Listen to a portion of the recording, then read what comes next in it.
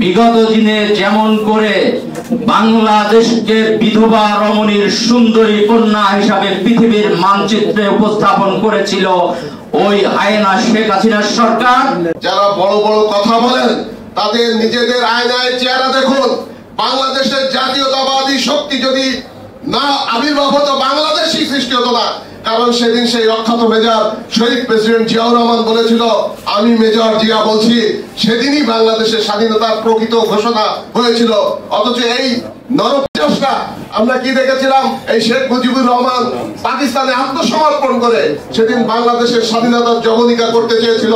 কিন্তু সেদিন এই জাতীয়তাবাদী শক্তি আমাদের শহীদ প্রেসিডেন্ট জিয়াউর রহমান, বাংলার রাখাল যারা রাজা, যদি স্বাধীনতার ঘোষণা না দিত তাহলে বাংলাদেশ স্বাধীন হতো না।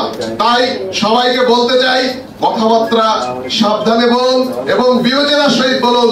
প্রফেসর ইউনূস স্যার, আপনার আশেপাশের লোকজন যারা আছে তাদের প্রতি সতর্ক দৃষ্টি রাখুন।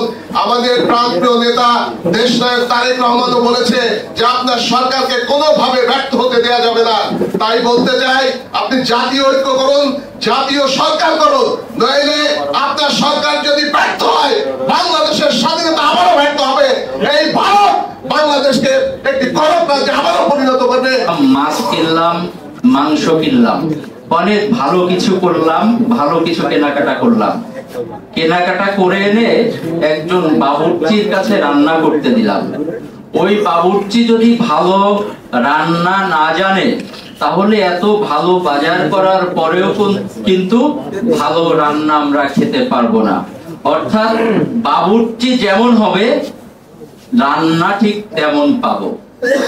আলহামদুলিল্লাহ, আমাদের দেশে এই নতুন স্বাধীনতা পরবর্তী সময়ে যিনি অন্তর্বর্তীকালীন সরকারের প্রধান হয়েছেন, আমি বলবো যে আমরা একজন ভালো বাবুর্চি পেয়েছি।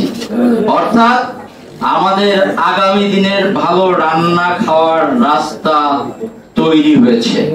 কিন্তু এই ভালো বাবুর্চি অর্থাৎ আমাদের সকলের শ্রদ্ধাভাজন প্রাণপ্রিয় ডক্টর মোহাম্মদ ইউনূস স্যারকে সতর্কতার সাথে তাদের সহযোগীদেরকে নিয়ে পথ চলতে হবে।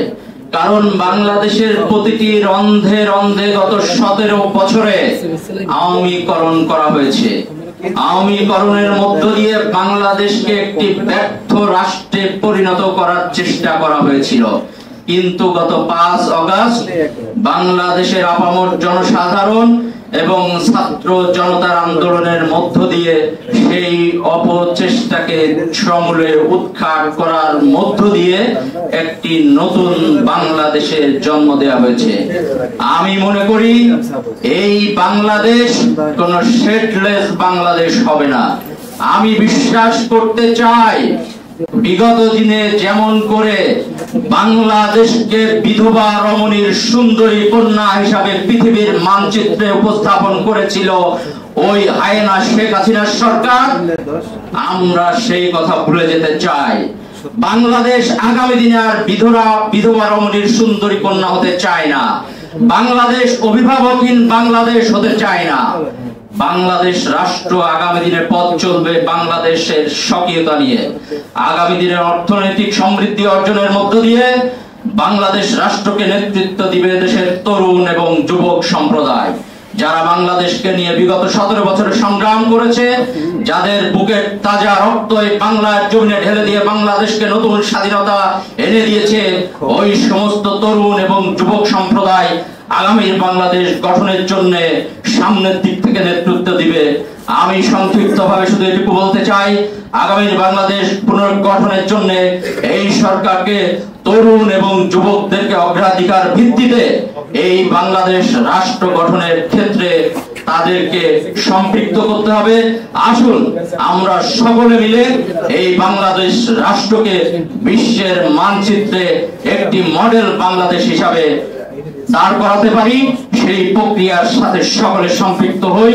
সকলকে আমার পক্ষ থেকে এবং বাংলাদেশ জাতীয় পার্টি বিজেপির পক্ষ থেকে আবার আন্তরিক শুভেচ্ছা জানিয়ে আমি আমার সংক্ষিপ্ত কথা শেষ করছি।